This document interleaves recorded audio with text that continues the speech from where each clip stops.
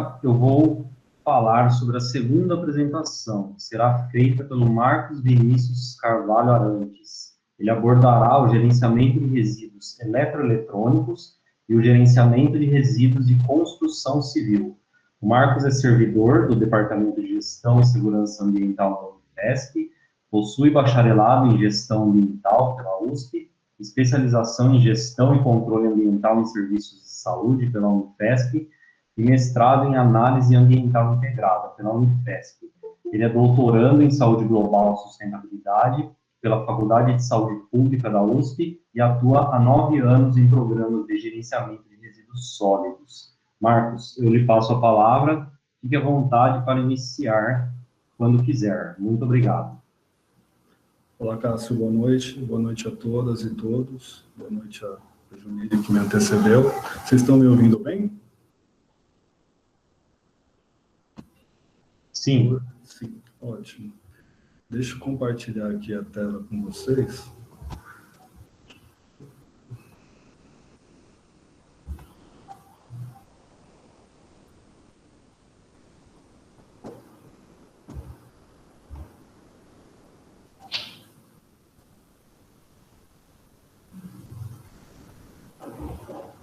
Ótimo. Vocês estão conseguindo visualizar aqui a minha apresentação agora? Conseguimos. Perfeito. Então, pessoal, eu vou falar hoje, né, sobre o gerenciamento de resíduos de serviços de saúde, mas numa temática dos especiais, tá? Então, vai ser uma abordagem mais complementar àqueles 5 grupos de resíduos que nós estamos vendo ao longo do curso, e assim, até também dando continuidade a alguns tópicos que a Junilha elencou agora há pouco. Tá? Então, eu vou falar hoje de resíduos que muitas vezes não são abarcados, né, não são contemplados no plano de gerenciamento de resíduos sólidos ou resíduos de serviços de saúde e são tão importantes quanto. Né? Então, vamos falar hoje de alguns resíduos importantíssimos, né, oriundos da construção civil, resíduos eletroeletrônicos ou e-waste, né, e mais pilhas e baterias. Vou trazer para vocês aqui a apresentação. Falar um pouco sobre a contextualização desses 3 tipos de resíduos especiais, né, conceitos, né, formas de tratamento e considerações finais. Enfim, os resíduos especiais, por que eles são especiais? Primeiro, porque o resíduo especial, ele merece uma atenção muito elementar, justamente porque, assim como outros resíduos de serviços de saúde, como o A, o B, o C e o E, eles oferecem riscos à saúde humana e ao ambiente, né? Então, devido também às suas características físico-químicas de elevado grau de periculosidade. Né? Então, assim como esses 4 grupos que eu elenquei agora dos resíduos e serviços de saúde, os resíduos especiais também, eles acabam oferecendo, quando gerenciados de forma incorreta ou indevida, ele acaba oferecendo um potencial risco à saúde humana e ao ambiente.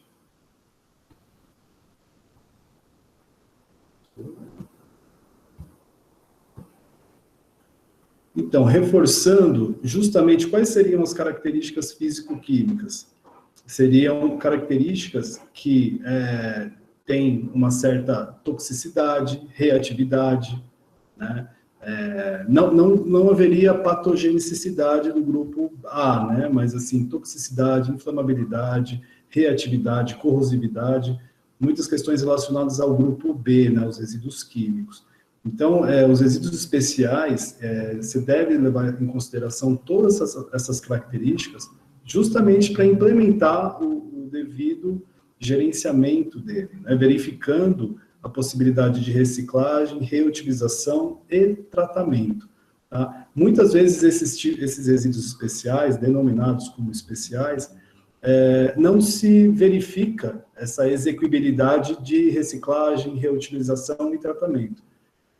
Geralmente eles são dispostos já no aterro sanitário, né? Isso geralmente no aterro sanitário, embora ainda encontramos muitos métodos indevidos, né? Métodos em não conformidade, que acaba dispondo, né, efetuando a disposição final em aterros controlados ou lixões.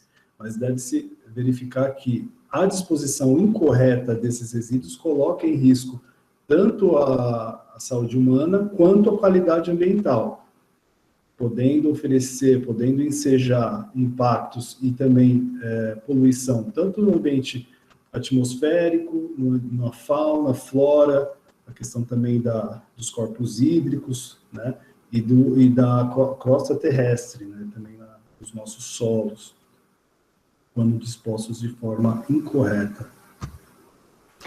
A nossa política estadual de resíduos sólidos, ele aborda um pouco sobre os resíduos especiais, né, postulando que eles são aqueles que, por suas características, exijam a implementação de sistemas especiais para o seu gerenciamento, né, adotando procedimentos específicos para cada etapa, né. Nós estamos vendo desde o início do curso que temos para elaborarmos, para implementarmos todo um plano de gerenciamento de resíduos sólidos ou um plano de gerenciamento de resíduos de serviços de saúde, nós geralmente contemplamos todas essas etapas de identificação, segregação, acondicionamento, armazenamento, coleta, transporte, tratamento e disposição final.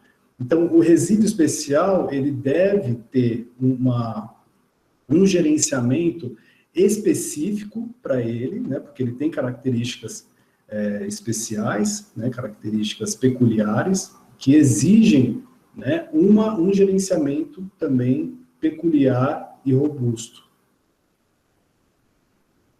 O resíduo especial, ele pode ter tanto uma origem pontual, ou seja, hospitais, canteiros de obra, na própria também, na área rural, serviços, prestadores de serviço. Então, o resíduo especial, ele pode ter uma origem pontual, nesses estabelecimentos que eu elenquei agora para vocês.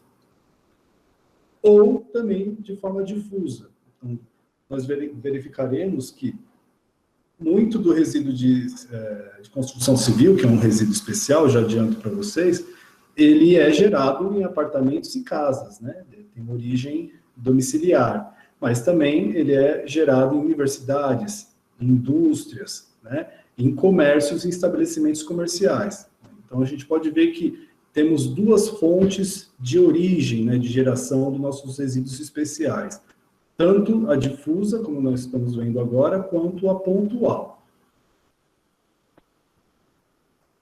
Vamos falar de um estabelecimento que gera bastante resíduo de construção civil, resíduos especiais, resíduos de serviços de saúde, que são as universidades, né, ou instituições de ensino superior. Porque justamente por serem denominadas como núcleos urbanos ou mini-cidades, eles acabam desenvolvendo uma série de atividades, né, no interior dos campi, ou de um campus, ou de uma unidade, né, de ensino.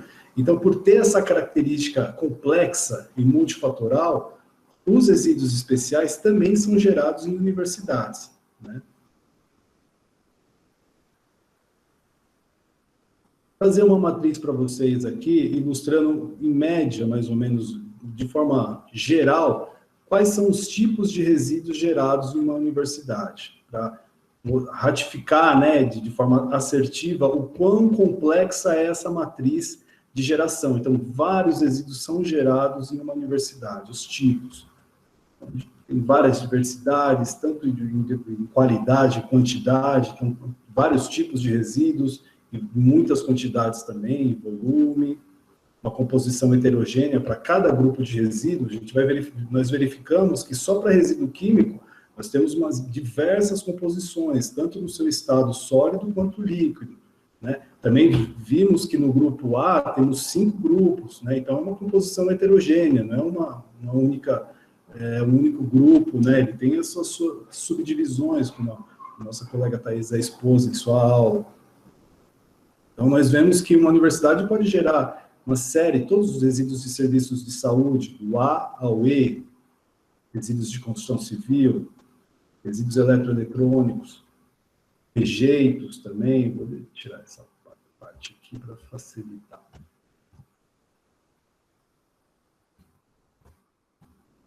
Resíduos recicláveis, que são também, podem ser denominados como do grupo D, aqui dos resíduos de serviços de saúde, resíduos orgânicos, né, que muitas vezes também não são gerenciados de forma correta ou são desperdiçados. Então, isso daqui só para mostrar para vocês um exemplo de um local, uma instituição pontual ou difusa, né, de gerenciamento de geração de resíduos especiais. Uma universidade gera, no mínimo, todos esses grupos de resíduos.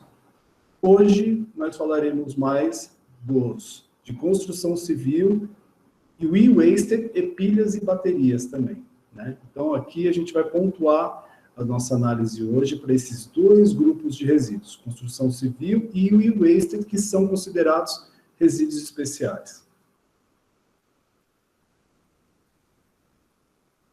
A norma CONAMA, que preconiza, a Jumília falou agora há pouco de forma sucinta, a norma 307, né, de 2002, ela dá todo o arcabouço legal, diretrizes, para o gerenciamento dos resíduos de construção civil. Então, se vocês tiverem alguma dúvida, como que eu posso, primeiro, tipificar, separar o meu resíduo de construção civil, vocês podem acessar e ler essas normas, né, leem essas normas, essa norma 307, porque ela vai te dar todo um panorama geral, né, uma diretriz geral para você, primeiro, saber identificar os grupos de resíduos de construção civil que você gera, para depois tomar as iniciativas e implementar as ações subsequentes. Basicamente, resíduos de construção civil são aqueles provenientes de construções, reformas, reparos e demolições de obras de construção civil, e os resultantes da preparação da escavação de terrenos. Então, assim, nós temos uma gama enorme, né, de resíduos de construção civil, como tijolos, blocos cerâmicos, concreto, solos, metais, resinas, vidro, plástico, também papel, né, parte de alumínio, tem muito alumínio, metal, aço. Então, quando você vai tentar segmentar os resíduos de construção civil, você verificará esse mundo todo de resíduos. E aí a própria norma da CONAMA, ela achou uma forma interessante de estratificar, ou seja, segmentar, dividir os resíduos de construção civil em 4 grupos. Tá? Eu vou falar primeiro dos quatro grupos para depois voltar. É o grupo A, B, C e D, né, que também foi exposto agora há pouco. Falaremos de cada um deles. Mas antes de falar deles, eu gostaria de trazer para vocês um dado interessante, que basicamente 50% do volume de resíduos sólidos gerados em ambientes urbanos são oriundos de construção civil, né? Então, assim, é um dado bem interessante de trazer para vocês, porque é um tipo de resíduo que muitas vezes também é negligenciado. Embora seja, né, tipificado, classificado como especial, o seu gerenciamento é negligenciado em muitas cidades, infelizmente. Como que nós podemos observar isso? Esse tipo de resíduo, muitas vezes, é disposto de forma incorreta em pontos clandestinos, né? Então, ele é conhecido como entulho, né? A gente pode observar nas cidades muitos pontos viciados, que a gente fala, né, famigerado pontos viciados, mas são pontos clandestinos que os munícipes ou até mesmo estabelecimentos comerciais, outros agentes, acabam dispondo de forma incorreta, acarretando para nós, munícipes, né, porque a prefeitura depois tem que destinar, né, uma verba e até mesmo um caminhão para recolher esses resíduos. Então, nós nos deparamos nos ambientes urbanos com muitos resíduos de construção civil sendo destinados de forma incorreta. Tá, aqui eu trago uma foto para vocês. Aqui, esse local aqui é muito próximo das juntas provisórias aqui em São Paulo, Avenida do Estado. Então, está muito próximo também do corpo hídrico superficial, né, que é o rio Tamanduateí. Então, obviamente, quando chove, quando tem a ação da pluviométrica, grande parte desse resíduo acaba indo ao encontro da calha do rio, né? Então, também aumenta a calha, tem todos os... entope também bueiros, né, galerias de esgoto, porque vocês podem ver que tem uma diversidade enorme de tipos de resíduos aqui, e muitas vezes nos deparamos com uma forma incorreta de disposição.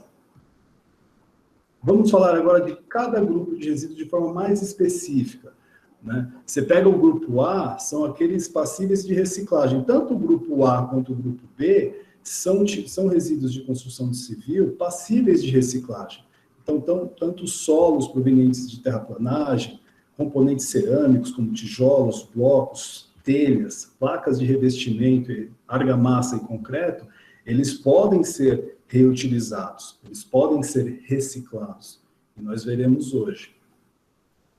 O B são os resíduos convencionais, né, que são suscetíveis à reciclagem. Então, além do vidro, do metal, do plástico, do papel, nós temos a madeira também, nós temos o gesso, né, que foi incluído por meio da resolução CONAMA 469, em 2015. Antes, o gesso ele era tido como rejeito.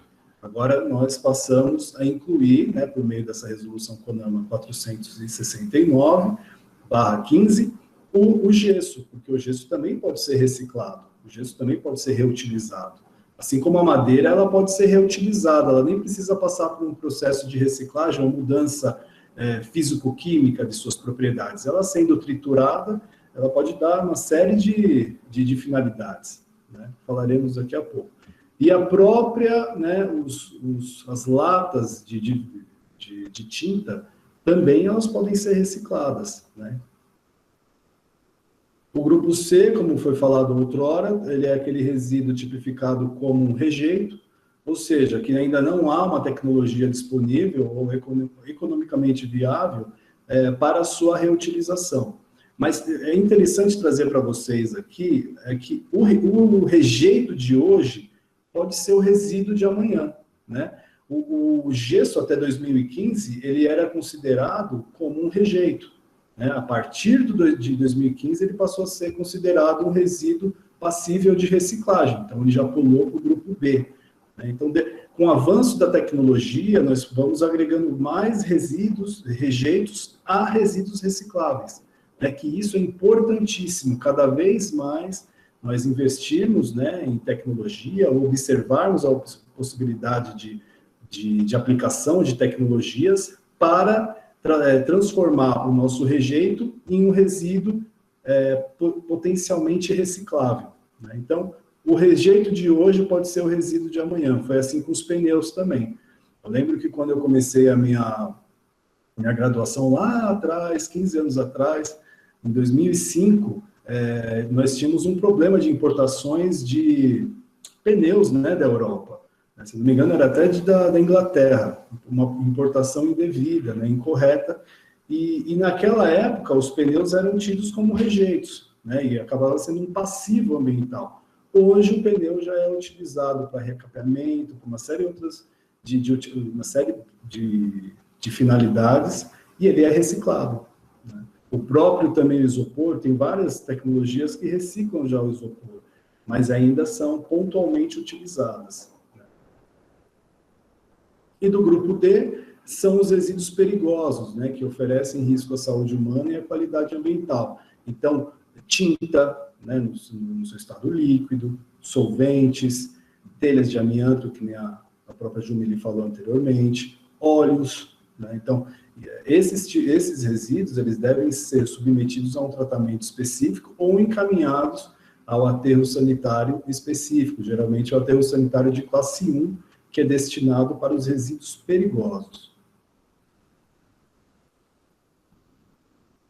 No Brasil, quando eu falo de reciclagem, no Brasil a gente ainda observa que tem muito a se crescer, né, muito a se explorar na parte da reciclagem de resíduos de construção civil. Haja vista que nós não reciclamos nem 4% dos nossos resíduos recicláveis, aqueles convencionais, e nem 1% dos nossos resíduos orgânicos. Obviamente, também os resíduos de construção civil a gente ainda tem muito a explorar, muito a melhorar. O que desponta, o estado que desponta na parte, né, no que tange a reciclagem de resíduos de construção civil é o estado de São Paulo, né, que detém quase mais que a metade, né, das usinas de reciclagem fixa, né? Ou seja, o que é uma usina de reciclagem fixa? Acaba sendo, deixa eu ver aqui que está mais para frente.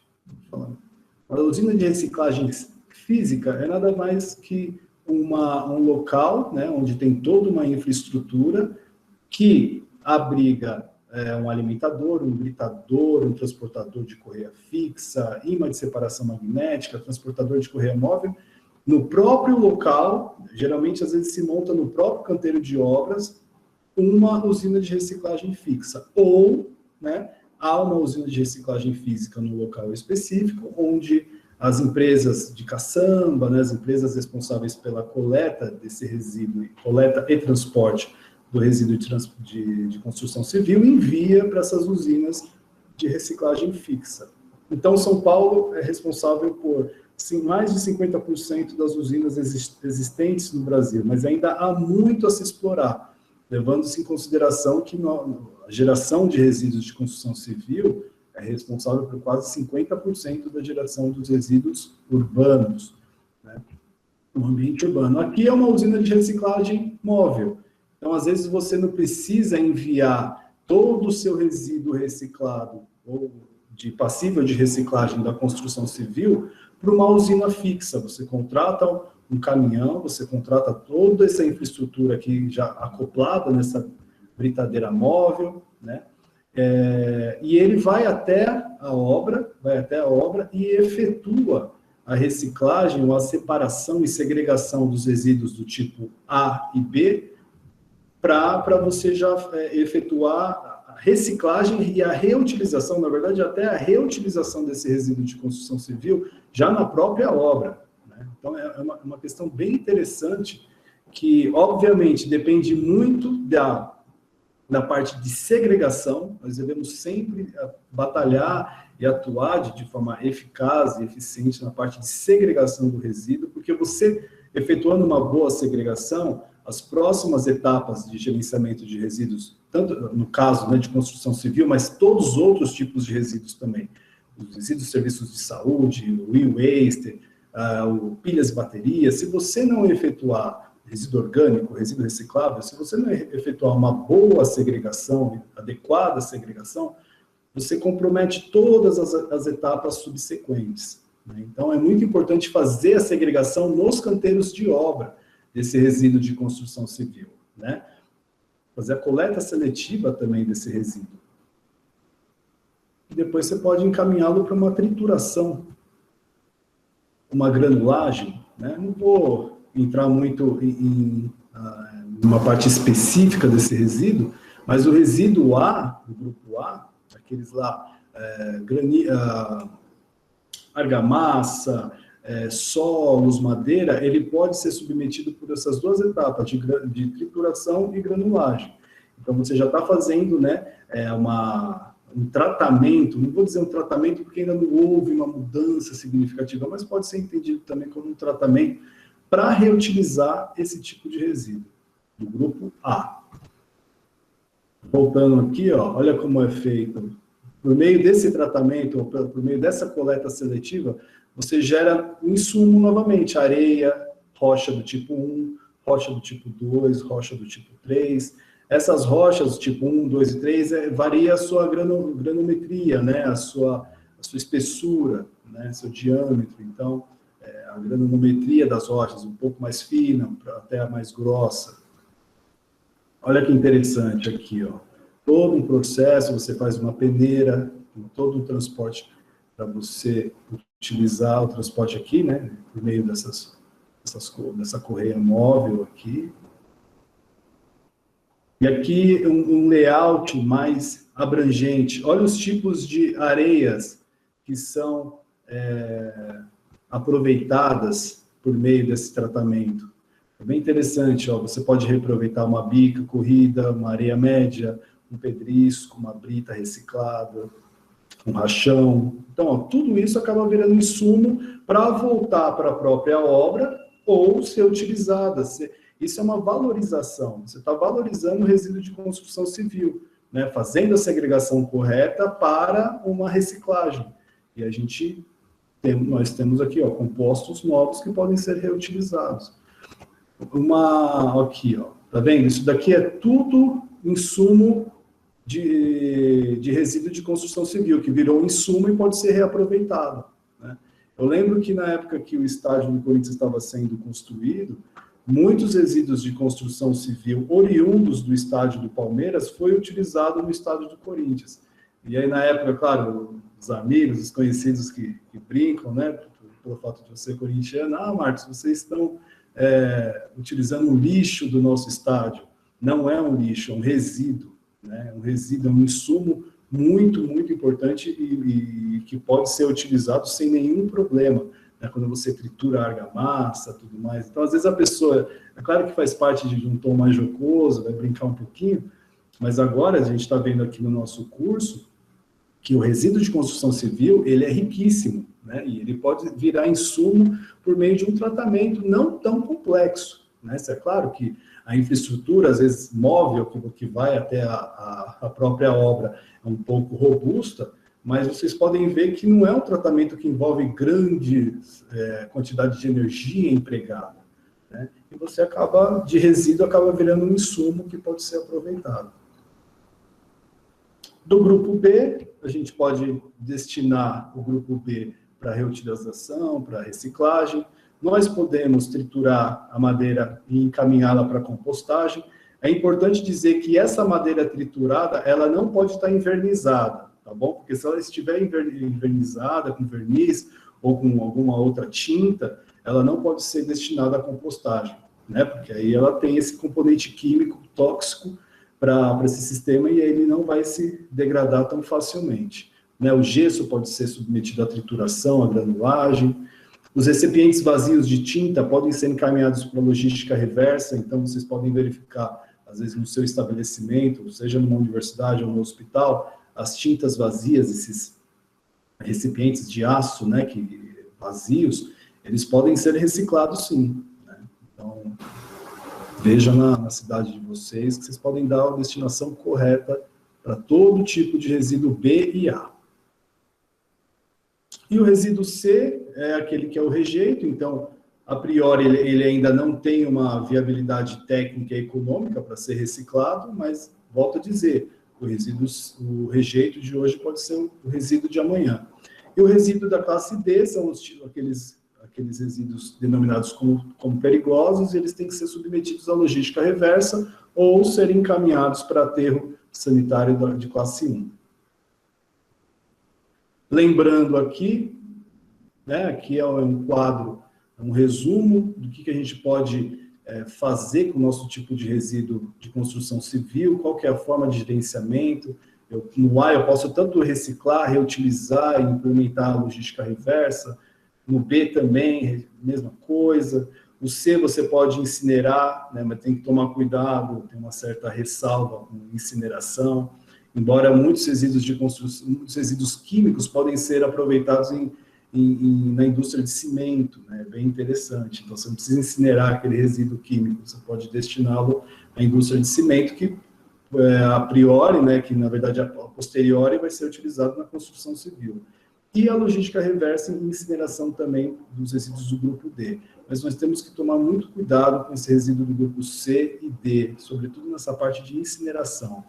E na parte do âmbito doméstico, né, o âmbito residencial, é muito importante, pessoal, a gente está falando aqui muito sobre o gerenciamento de resíduos em instituições de ensino, de saúde, comerciais, indústrias, mas nós também, munícipes, nós tivadãos e cidadãs, nós temos também a responsabilidade compartilhada. Então, qualquer reforma, nós observamos que agora, na época de pandemia, nós tivemos um aumento abrupto, né, vertiginoso de geração de resíduos de construção civil, muitas pessoas fazendo reformas, pequenos reparos. Então, a contratação de um serviço de caçamba adequado e ambientalmente correto, regulamentado, é muito importante também, tá? Não adianta nada nós trabalharmos numa empresa, nós engendramos todo um plano de gerenciamento de resíduos, damos a destinação correta ou a disposição final correta dos resíduos da construção civil no local onde nós trabalhamos, mas na nossa casa a gente contrata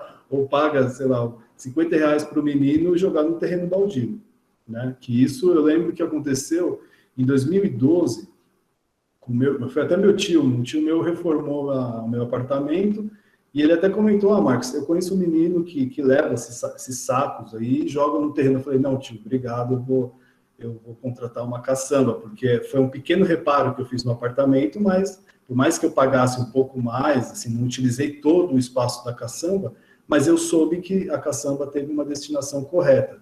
Como eu soube, eu liguei para o serviço, perguntei o local onde eles iriam destinar ou efetuar a disposição final do meu resíduo, e se o local estava ambientalmente certificado.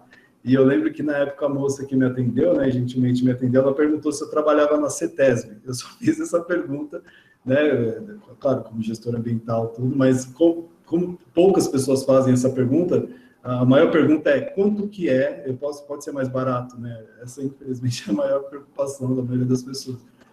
E aí eu fiz essa pergunta para onde eles encaminhariam o meu resíduo de construção civil, ela pensava que eu trabalhava na CETESB. Mas isso é responsabilidade compartilhada, na verdade. Eu vou querer fazer uma atividade aqui interessante. Eu vou chamar uma pessoa. Faz tempo que a gente não faz isso, né? Eu vou chamar uma pessoa aqui. E o Vale aqui já mostrou um pouco da... Como eu posso fazer aqui? Eu vou chamar... Deixa eu ver. A Vanessa Bossa. Vanessa, você está aí?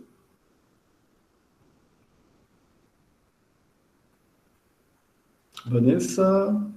Oi. Tudo bem, Vanessa? Boa noite. Tudo. Boa noite.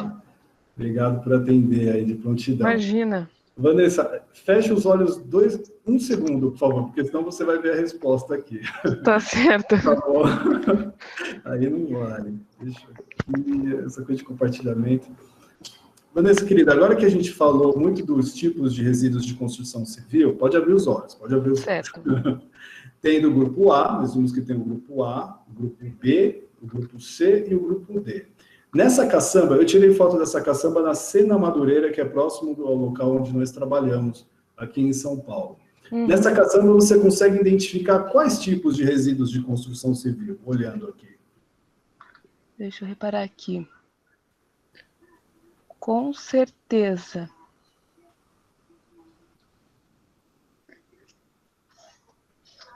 B.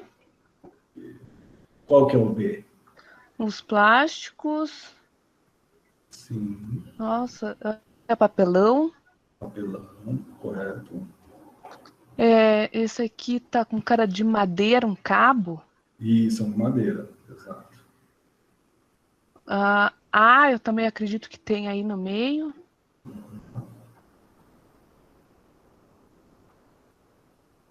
D, com certeza. O D, qual que seria, assim, você está inferindo qual que é o D? Eu tô supondo que tem algum resto de tinta nessa... Tinta, perfeito. Então, tem todos, né? Pelo que você falou, tem todos. E qual que seria o rejeito que você possa observar aqui?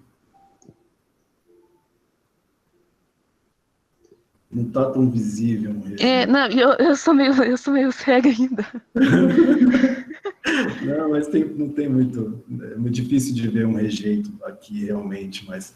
É que não sei, quem trabalha com a gestão de resíduos, tudo tenta encontrar alguma destinação correta para ele. Exato. E é exatamente esse olhar que nós estamos tentando implementar aqui no curso, de observar como eu posso valorizar o meu resíduo. Valorizar no sentido, como eu posso implementar a maneira correta para reutilizá-lo, para reciclá-lo, como eu posso também implementar a forma correta para diminuir, reduzir a minha geração. Então, isso que nós estamos tendo agora está tendo um olhar diferenciado. Toda vez que você for passar numa caçamba agora, você vai perceber, nossa, eu posso reciclar essa lata de tinta, esses plásticos todos, esse papelão, né? Então, muitas pessoas não observam e veem tudo isso como um entulho, como uma massa homogênea ou heterogênea, mas da mesma forma, é um lixo heterogêneo. E agora sim, desculpa, mas a gente passa e começa assim, nossa, como é que conseguem colocar tudo isso junto, não fazem uma separação? Dá dor na alma até. É um olhar mais específico, e realmente a gente acaba observando o desperdício de matéria-prima que nós temos todo dia. Nós geramos matéria-prima, primeiro, um resíduo é uma matéria-prima, a maioria dos resíduos que nós geramos. Até o resíduo orgânico pode ser uma matéria-prima, né, para compostagem.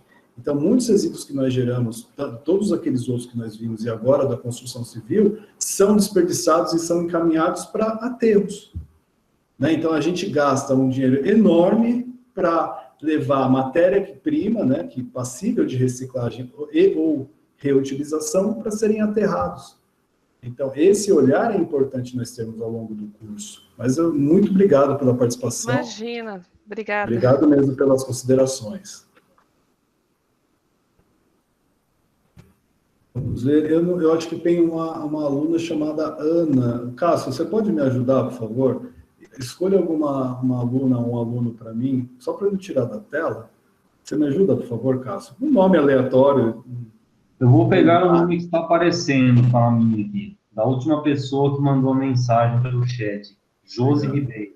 Perfeito, obrigado. Obrigado, Cássio. Josi, você está por aí? Josi. Olhe uma. Terceira Tiago chamada. Santos Araújo.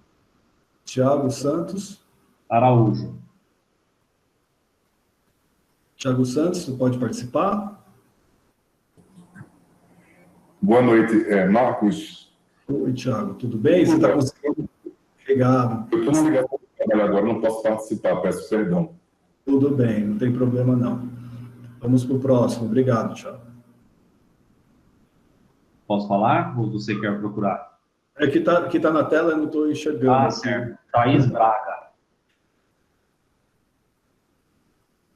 Thaís Braga.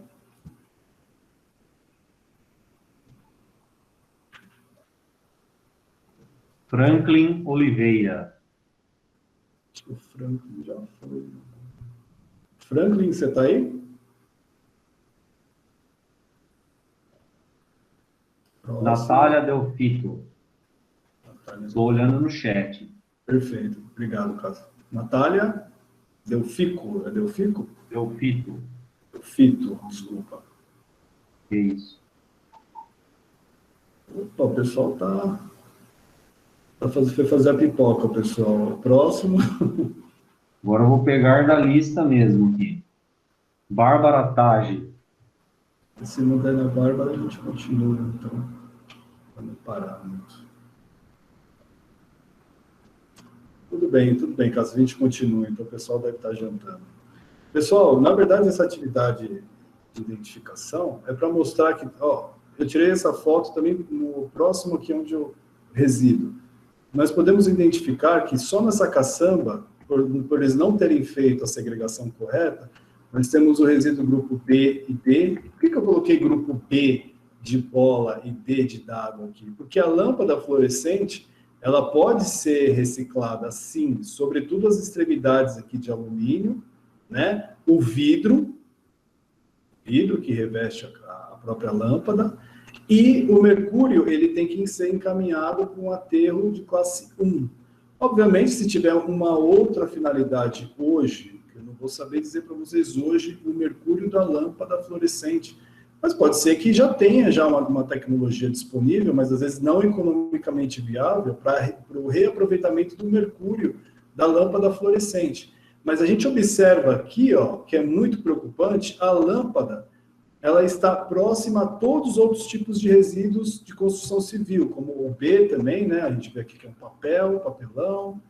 A gente vê aqui, um cabo aqui de plástico, uma escapa, né? Se eu não me engano, uma scalp, não vou lembrar do nome direito, que você faz a decapagem ali, esse rolinho aqui de pintura, o A, que são as britas, argamassa e blocos de concreto, isso tudo pode ser reciclado. Mas olha como a lâmpada, vocês acham que a lâmpada vai chegar até o local de disposição final intacta, do jeito que ela está aqui? Obviamente não, né? Então, essa forma não vou dizer acondicionamento, de armazenamento de resíduo de construção civil, ela está incorreta, né? Porque a lâmpada A próxima leva de resíduos de construção civil do grupo A, que vier aqui, pode quebrar essa lâmpada, pode danificar. Então, todo o vapor de mercúrio, além de poluir, né, o ambiente, você inviabiliza a reciclagem do vidro, né, restando apenas depois o alumínio. Então, essa abordagem, eu estou trazendo essa pequena atividade para vocês, para ver que a importância da segregação do nosso resíduo na fonte. Qualquer tipo de resíduo. A segregação é uma condição sine qua non, é imprescindível para o gerenciamento correto dos nossos resíduos. Vamos dar uma acelerada? Destinação correta do nosso... voltando aqui o quadro, né, de o que a gente pode fazer com o nosso resíduo de construção civil.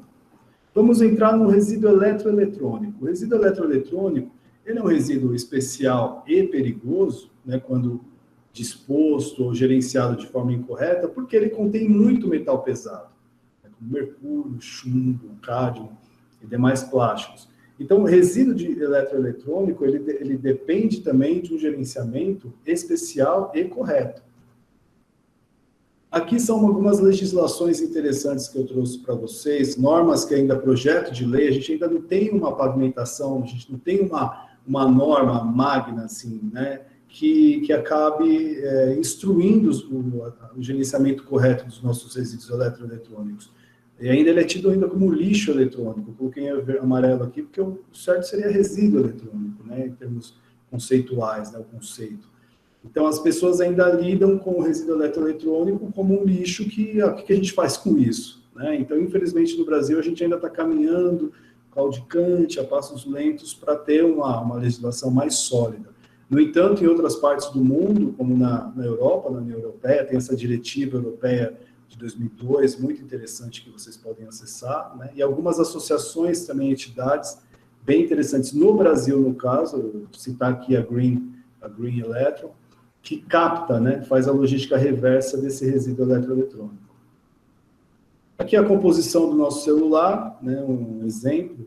Olha o tanto de material interessante que pode ser submetido à reciclagem. Olha o alumínio, cobre, prata, tem ouro, né, vidro, plástico. Então, é um tipo de resíduo que tem muitos insumos que podem ser utilizados também, né, o resíduo eletroeletrônico.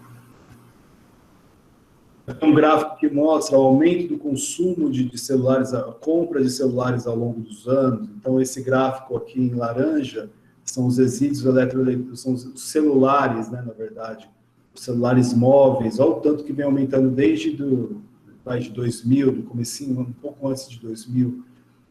Né? Então, a gente tem um consumo, né, enorme, desenfreado de celulares, e muitas vezes a gente não sabe para onde que esses celulares são destinados, né? Assim como também computadores, a placa-mãe de um computador, os materiais que tem 7% da massa da placa-mãe é de ferro, 5% de alumínio, cobre, né? Só esses 3 grupos aqui já são passíveis de reciclagem. Tem níquel, né? Tem aí compostos orgânicos, chumbo. Então, olha o tanto tem chumbo, tem níquel, tem também mercúrio. Então, tem que tomar cuidado quando você vai dispor esse resíduo eletroeletrônico no ambiente. Porque se ele estiver dentro da sua casa, ou no escritório, ou num armazém, digamos assim, ele não vai oferecer tanto risco ao meio ambiente. Mas se ele estiver exposto a um ambiente, sujeito a todas as intempéries, chuva, e aí ele pode, se vier se quebrar, esse material todo, a placa-mãe vai estar exposta e ela pode contaminar o solo, e, consequentemente, os lençóis freáticos, justamente por conta dos metais pesados presentes nesses equipamentos eletroeletrônicos. Aqui um gráfico rápido, só para salientar e enfatizar a quantidade de resíduo eletroeletrônico gerado aqui na América Latina, e o Brasil como destaque na geração desses resíduos eletroeletrônicos. Então, o Brasil gera muito resíduo eletroeletrônico, o que também acaba aumentando a problemática e a necessidade de efetuar o gerenciamento ambientalmente correto. Reciclagem, ele pode ser, se a gente faz a coleta segregando já os tipos de resíduos eletroeletrônicos, o pré-processamento, né, a gente faz a fragmentação, são tratamentos mais técnicos, né, mas tem tratamento sim para o resíduo eletroeletrônico. Depois do tratamento, que você faz aquela segregação, a separação, você faz depois um método de tratamento, que é a separação eletromagnética, a flotação, a separação por vibração, olha que interessante. E depois disso tudo, você implementa justamente o aproveitamento da matéria-prima reciclada.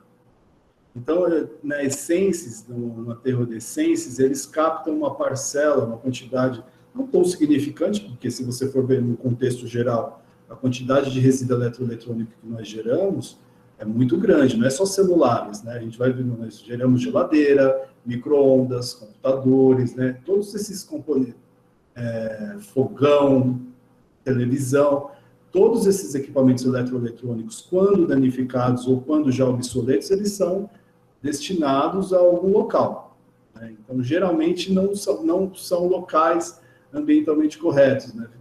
Então, a Essências, ele capta só uma parcela desses tipos de resíduos, mas o que já é importante. E muitas dessas placas-mães, são encaminhadas para a Bélgica, e lá que eles fazem a segregação, a trituração e depois o reaproveitamento de componentes. Então, basicamente, você com o resíduo eletroeletrônico, você pode reciclar, você pode reutilizar, né? Quantos equipamentos, quantos computadores, se você fizer uma manutenção, um conserto simples ou um pouquinho mais rebuscado, você pode reutilizar. Televisores também, então isso é uma reutilização, né?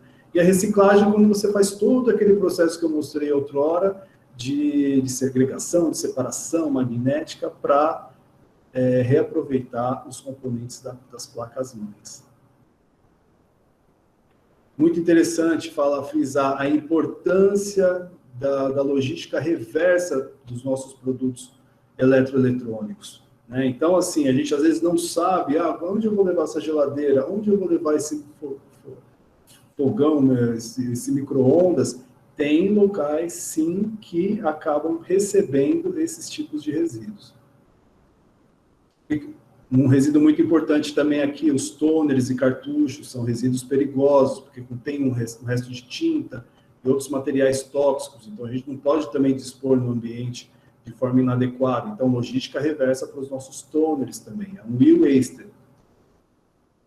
As vantagens é justamente uma destinação correta, a conservação dos nossos recursos ambientais, a redução de consumo de energia, porque quando você reaproveita, você não precisa fabricar novamente, você precisa, né, fabricar aquele composto ou até aquele componente, a redução da poluição ambiental, a inclusão social muito interessante, porque você acaba formando cadeias para reciclagem.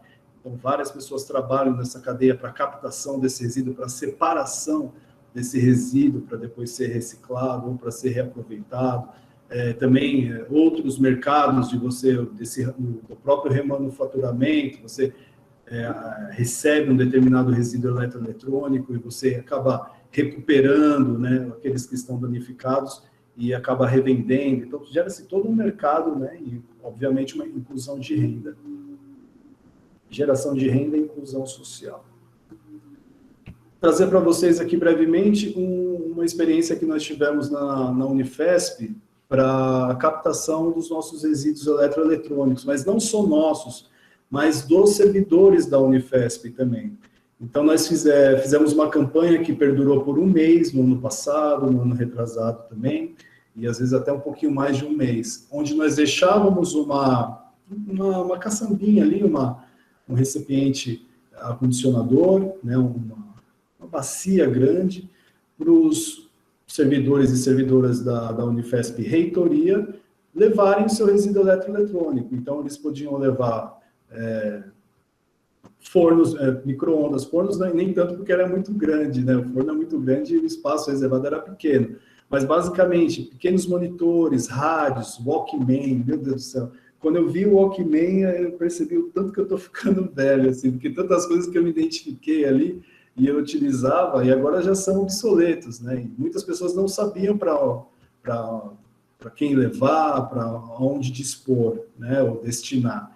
Então, essa campanha que nós fizemos junto com a Ciclo 3, né, o Ícaro Luiz, conhecido da nossa colega Fernanda, foi uma campanha muito exitosa, porque os próprios servidores e servidoras levavam seus resíduos eletroeletrônicos para destinação ambientalmente correta. É bem interessante, foi muito interessante essa campanha. Aqui, ó o tanto de resíduo eletroeletrônico que nós conseguimos captar, né, por meio da campanha. Então, muito carregador, muito celular antigo, né, os monitores de plasma ainda, né, monitores de LCD, impressoras. Olha, aqui, ó, esses rádios Walkman, né, que a gente utilizava bastante quando a gente era mais jovem, DVD, isso daí tudo, né, já está, para muita gente, é uma relíquia, né? E muitas pessoas da própria reitoria, algumas pessoas que vinham até mim ou até a Fernanda, perguntavam, eu vi esse aparelho de som lá, eu levei para casa, porque eu tenho um amigo que é eletrônico, né? Ele mexe com eletrônica, tem conhecimento eletrônico, e ele conseguiu consertar esse aparelho. Pô, achamos bárbaro, porque nada mais que a gente já está implementando a reutilização, né, dos resíduos eletroeletrônicos. Então, antes de reciclar, o importante é reutilizar, né? Ou não comprar, né? Se você tem ainda um celular que ainda está muito bom, por que comprar um outro? Né? Então, a gente pensa também na parte da redução, né, da geração. E aí, nós nos defrontamos com uma situação, né, hipotética que nós imaginaríamos, assim, que existiria e que viesse a ocorrer, que eram algumas pessoas que têm um conhecimento em eletrônica levarem alguns componentes, um DVD ou até mesmo um aparelho de som, consertarem e reutilizá-los, né? Aqui muito CD. A campanha também da Baixada Santista, uma campanha bem interessante, né, para o lixo eletrônico, o e-waste, né, que foi também capitaneada pela nossa colega Regina, uma campanha muito exitosa também lá no campus Baixada Santista da Unifesp. Outras campanhas aqui é um artigo, se vocês quiserem ler, um artigo bem interessante, que fala sobre a conscientização, campanhas e benefícios socioambientais, que é o gerenciamento adequado desse tipo de resíduo, né, do resíduo eletroeletrônico, pode oferecer. Então, às vezes você não sei por onde começar, como que eu posso implementar uma campanha de conscientização? Você lendo esse artigo aqui, vocês podem ter alguma noção, né, norteadora. A USP tem, né, setores que captam o resíduo eletroeletrônico, que é o CEDIR, então a USP aqui de São Paulo, né, então você pode procurar lá e ver, levar o seu resíduo eletroeletrônico. Pilhas e baterias, vou falar bem brevemente de pilhas e baterias, mas antes de falar de pilhas e baterias, é muito importante sempre enfatizar essa parte da responsabilidade compartilhada. Nós estamos tendo acesso, nós estamos compartilhando uma série de informações e ao compartilhar estamos também aprendendo bastante também no processo de aprendizagem, que nós temos essa responsabilidade compartilhada com todos os resíduos que nós geramos. E verificamos que os resíduos eletroeletrônicos de construção civil têm resíduos perigosos, têm resíduos passíveis de reciclagem.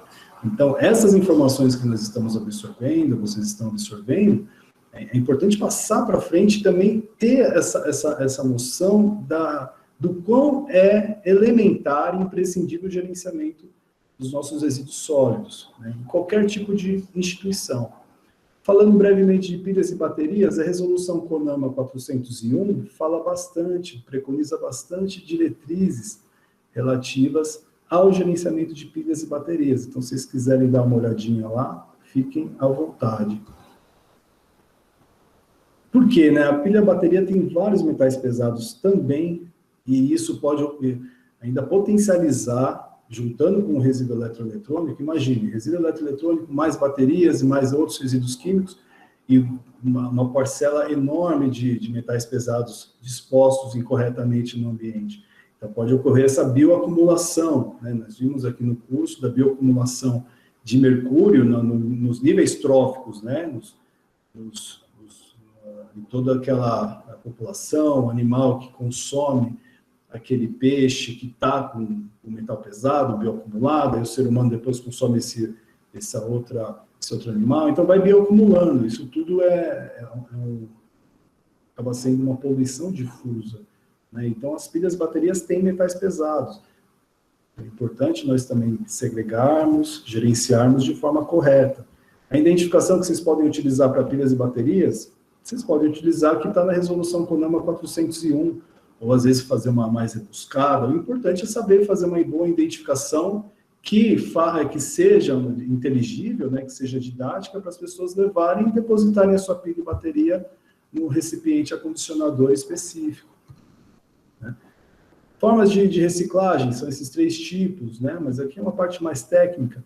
Aqui é a pilha por dentro, né, que pode ser reaproveitada da pilha, os filtros, né, todos esses metais que estão presentes na pilha, eles podem ser reaproveitados e podem ser reciclados. A própria resolução CONAMA, ela fala, justamente essa resolução CONAMA 401, que são proibidas essas formas de destinação e disposição final de pilhas e baterias. Céu aberto ou lixões, a queima de uma pilha e bateria é um crime ambiental, né? Lançamentos em corpos de praias, manguezais, infelizmente nós nos deparamos com muitas pilhas e baterias em manguezais, em praias, em bancos de areias, e, assim, em vários biomas, ou até mesmo no nosso ecossistema no geral, né? Não só no ambiente urbano, e isso tudo pode agravar uma série de impactos ambientais, né, por conta desses metais pesados presentes na pilha. Por isso a importância da logística reversa para a pilha, né? Tem muitos estabelecimentos comerciais que captam as nossas pilhas e baterias, né, baterias de celular, tudo, para logística reversa. A própria bateria do carro também, ela sofre uma logística reversa, porque quando a gente vai trocar a bateria do carro, nós deixamos a antiga e ficamos com a nova, e geralmente a antiga é destinada a um local onde é feita a logística reversa, né? Isso tudo, pessoal, para dizer que, além do gerenciamento correto de todos os tipos de resíduos, hoje nós falamos dos especiais, né? Então, nós estamos falando de vários grupos de resíduos sólidos, resíduos de serviços de saúde. É importante nós sempre termos em mente que o gerenciamento de resíduos sólidos em geral, ou resíduos de serviços de saúde, ele é um plano estratégico.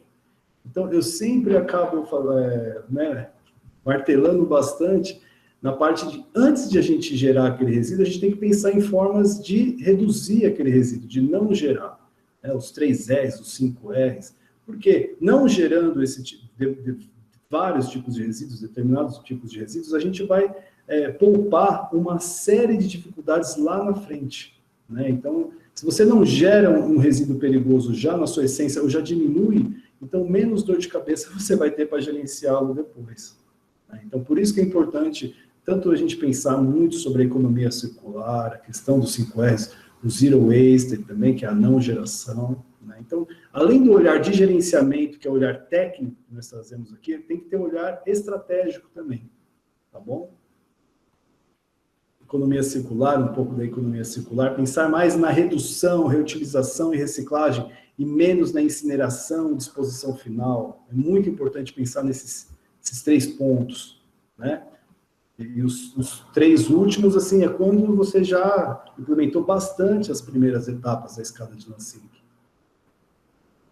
Alguns conceitos que eu trouxe aqui para vocês. Só. Gente, obrigado, viu? Fico aí à disposição para a parte de perguntas e a interação. Muito obrigado, Cássio, muito obrigado a todas e todos.